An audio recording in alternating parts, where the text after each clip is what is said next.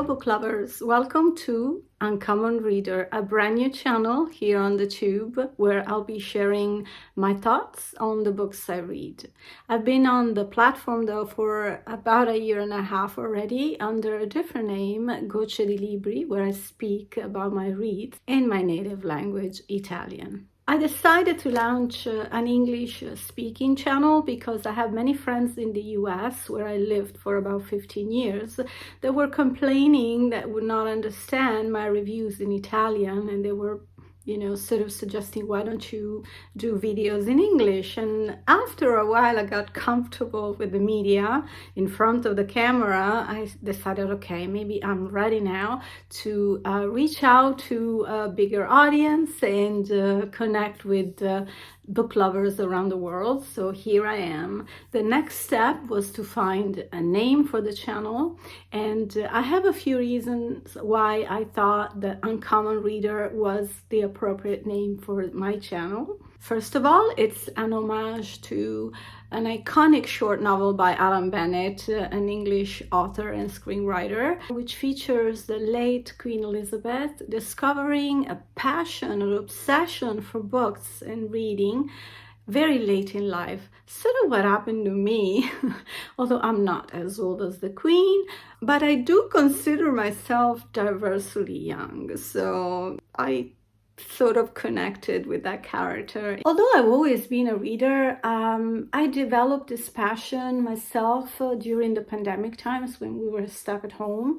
And luckily, even when the pandemic was over, this obsession for books didn't leave me. It actually grew stronger. My goal with this channel is to add something different, to bring you less mainstream reads to your attention, and just to give you a taste of what I read. Here are some of my favorite genres. Historic novels, often inspired by real characters.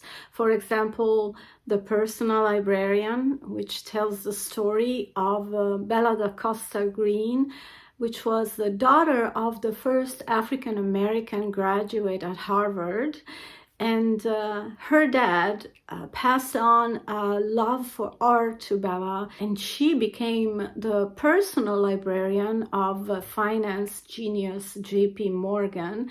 She managed and she developed his collection. And if you happen to be in New York this year, you need to check out the J.P. Morgan Museum because they are having an exhibit on her character. Her personal story is really remarkable because actually J.P. Morgan never realized that Belle was African American.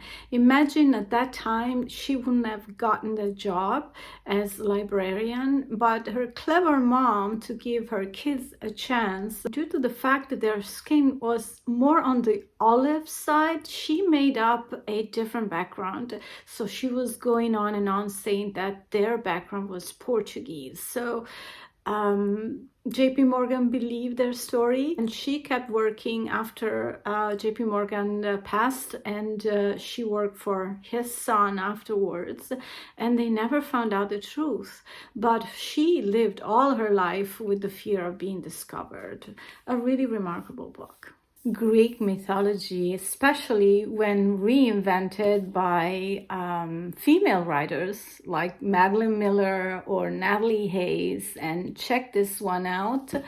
My favorite of 2023, Clytemnestra by Costanza Casati. Family sagas, well, usually combining also some historical facts.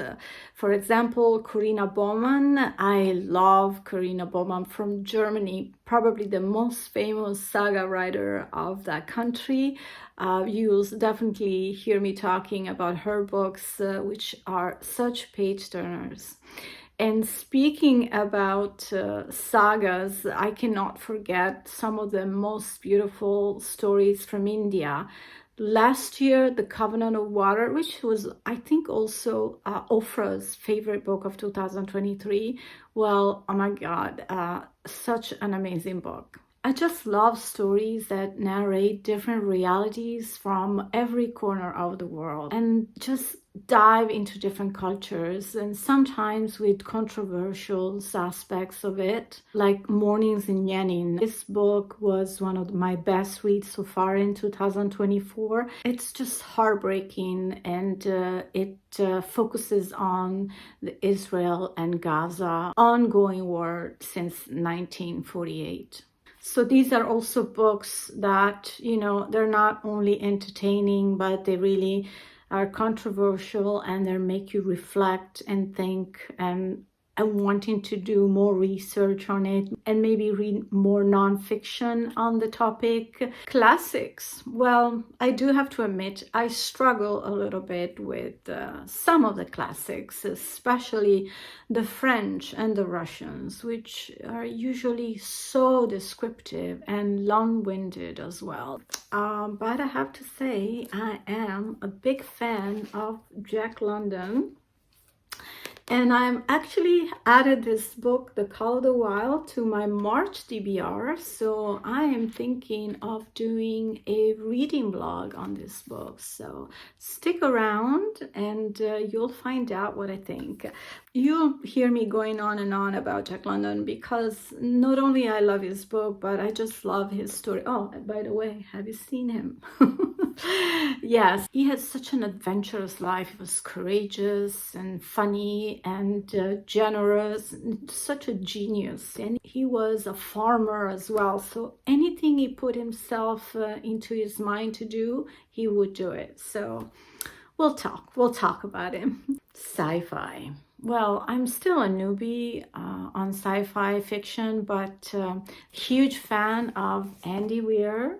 And what's up with Project Hail Mary movie? Because I've been reading about it for so long now, and I can't wait to see this movie. It's supposed to be starring, what's his name? Ryan Gosling, yes. Although I would have preferred Owen Wilson on that movie. I thought it needed to be a bit funnier. Have you read this book? It's awesome. It's not just a space adventure. It's a beautiful, beautiful friendship story. A very unique one. Don't miss to read this book.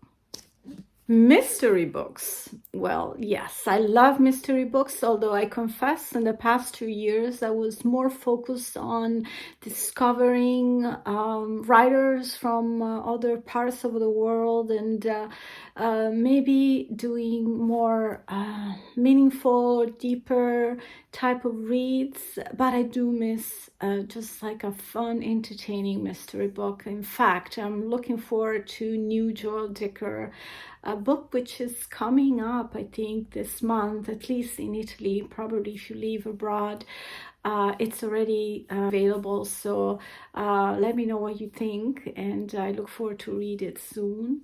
And I look forward to introduce you to my favorite writers from Europe and elsewhere in the world. And of course, I'll be happy to introduce you to some of my favorite Italian writers, whereas they are available translated in English or your own language, wherever in the world you are. I'll dig deeper on these topics and more on the next video. So I hope you'll consider subscribing, liking this video, and leave a comment so we can continue the conversation. I look forward to see you here in the next video, and in the meantime, I wish you happy reading.